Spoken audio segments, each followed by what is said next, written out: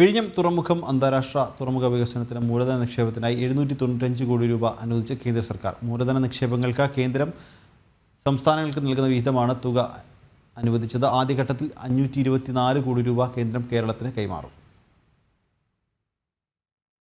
വിഴിഞ്ഞം അന്താരാഷ്ട്ര തുറമുഖത്തെ മൂലധന നിക്ഷേപം ലക്ഷ്യം വെച്ചുകൊണ്ടാണ് 795 കോടി രൂപ കേന്ദ്ര സർക്കാർ കേരളത്തിന് വേണ്ടി അനുവദിച്ചത്.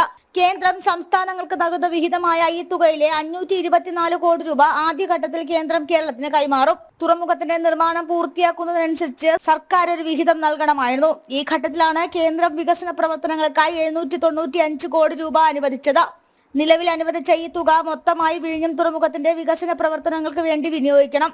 പുലിമുട്ട് നിർമ്മാണം പൂർത്തിയാകുന്ന മുറയ്ക്ക് നൽകേണ്ട തുകയിലെ 587.40 കോടി രൂപ, തുറമുഖത്തെ വൈദ്യുതീകരണം പൂർത്തിയാക്കിയതിന് 17.94 കോടി രൂപ, അദാനി പോർട്സിന് നൽകേണ്ട സംസ്ഥാന VGF തുകയായ 189.90 കോടി രൂപ എന്നിവ ഇതിൽ നിന്നും നൽകും. ജനം, തിരുവനന്തപുരം.